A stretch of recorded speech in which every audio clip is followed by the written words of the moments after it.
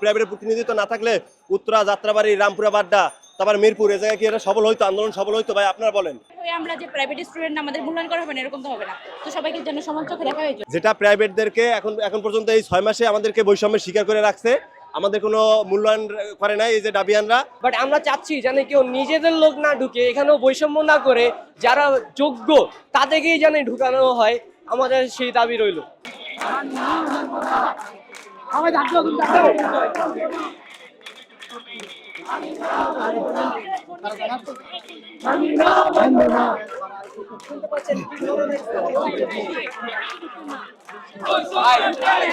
কমিটিতে যে ভাইটাল পোস্টগুলো আছে তারা কে পাবে সেটিতে আমাদের মতবাদ নেওয়াও হয়নি, আমাদেরকে কোনো আশ্বাসও দেওয়া হয়নি যে এটা হচ্ছে।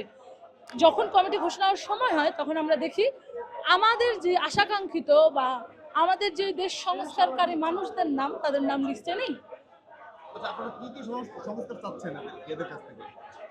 প্রথমত আমরা জানি যে আমাদের কিন্তু রাজনৈতিক বন্দোবস্ত নিয়ে অনেক সমস্যা হচ্ছে, কারণ দেখতে পাচ্ছি যে আমরা রাজনীতিকে অনেক তুচ্ছ করে ফেলেছি গত কয়েক বছরে। হ্যাঁ, যে রাজনীতি হচ্ছে খুবই নোংরা একটা জায়গা, যেখানে হচ্ছে আমরা মানুষকে হীন করি, আমরা দাম্ভিকতা দেখাই, আমরা পলিটিশিয়ান হিসাবে দেশ আমাদের হয়ে যায়। সেই জায়গা থেকে আমরা বের হতে চেয়েছি। আমরা চেয়েছি যে রাজনীতি হবে সুষ্ঠু, মননশীল একটা জাতির সংগঠনের জন্য মাপকাঠি। সেই মাপকাঠির জায়গা থেকে আমাদের রাজনীতিতে পদার্পণ। কারণ আমরা তরুণ প্রজন্ম দেশকে নিয়ে যেভাবে ভাববো, একজন 40 ঊর্ধ্ব 7 ঊর্ধ্ব মানুষ সেভাবে ভাববে না। তার পরিবার আছে, তার অনেক দায়িত্ব আছে, কিন্তু আমাদের দায়িত্ব নাই ভাই। আমাদের পিছু টান থাকলে আমরা মাঠে নামতাম না। তো আমাদেরকে অনেকেই বলবে আমরা ছোট, আমরা শিশু। বাট দেখেন, ওয়ার্ল্ড ওয়াইডে যদি যান, আমাদের যতগুলো সংসদ আছে বা পার্লামেন্টারি মেম্বার আছে, সেখানে 60%, 40%, 30% মিনিমাম মেম্বার 24 to 28।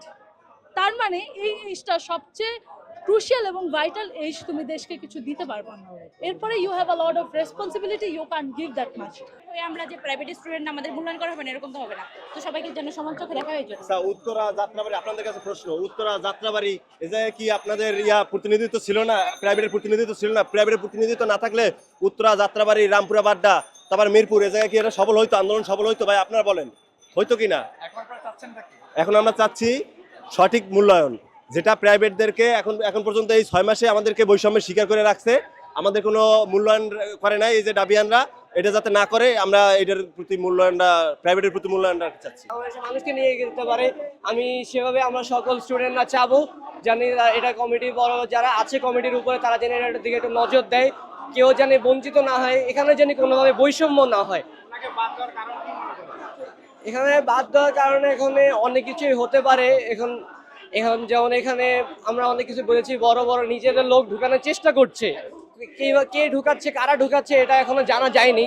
বাট আমরা চাচ্ছি যেন কেউ নিজেদের লোক না ঢুকে, এখানেও বৈষম্য না করে যারা যোগ্য তাদেরকেই যেন ঢুকানো হয়, আমাদের সেই দাবি রইল।